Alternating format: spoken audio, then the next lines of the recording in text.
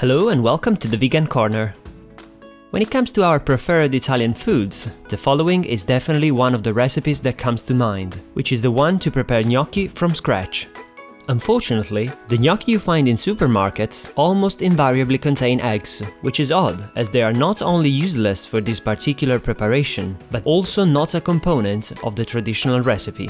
So if you want to make gnocchi the proper way, then keep watching. This pasta substitute is prepared by using only two simple ingredients, which you will find listed in the description below the video.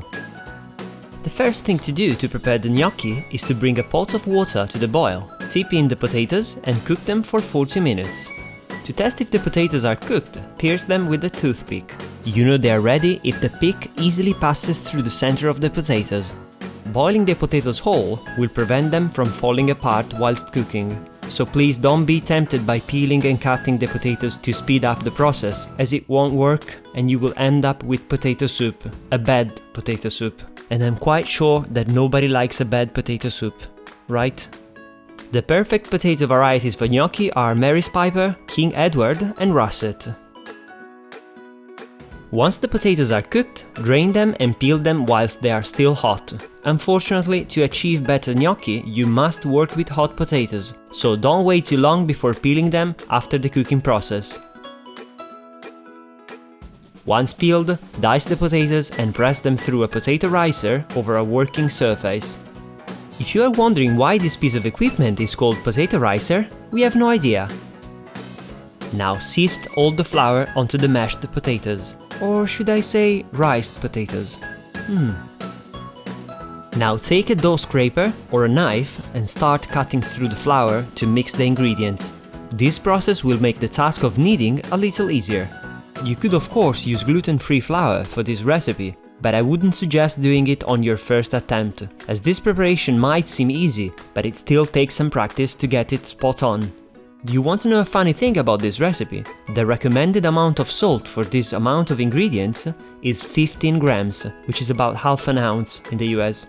I mean, 15 grams of salt? Seriously, that's crazy, right? I can assure you that having no salt at all makes them taste even better. Once finished, thoroughly mix the ingredients by hand until a rough dough is obtained. At the end of this process, the dough should be firm to the eye, but soft to the touch. I know that this sounds a little romantic, but I simply couldn't find a better way to describe the consistency of the dough. Sorry. The gnocchi dough should always be a little sticky. If it's too sticky, a little more flour can be added. Roll the dough into a cylindrical shape and cover it with a kitchen towel. Leave the mixture to rest for 10 minutes before moving on. Once the time has elapsed, remove the towel from the dough and dust some flour onto the working surface.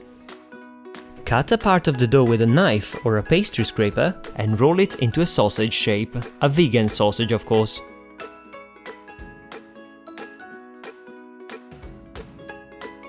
Now cut the Italian vegan potato sausage into pieces of the desired dimension. Each of these pieces will become a gnocco, which is the Italian singular for gnocchi. At this point, there are two ways to give the gnocchi their traditional shape: with a riga gnocchi, also known as gnocchi board, or with a fork. To make the gnocchi with the board, gently press and roll the piece of dough onto the wood to achieve the classic shape. The hands you are seeing working with the gnocchi dough are the ones of the most experienced master baker I've ever had the pleasure to work with, the wonderful Miriam. When she's preparing breads, pizzas and other baked goodies, the most amazing aroma spreads all over the house, making it impossible to resist the urge to try some while she's not looking.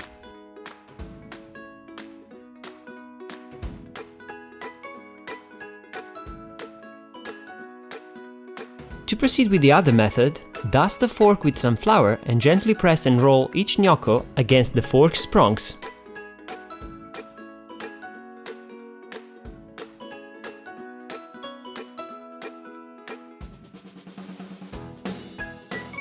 To cook the gnocchi, simply plunge them into boiling water and keep them in until they rise to the surface. Nothing too fancy, as you can see.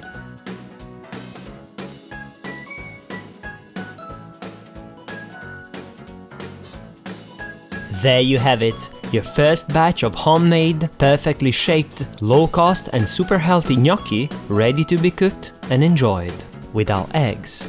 Don't be afraid of this preparation at all, as it is really straightforward. I remember making this the first time when I was 9 years old, and despite the young age, they turned out to be quite good.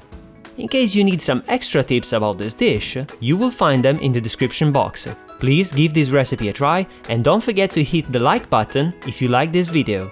Thanks for watching and to the next recipe!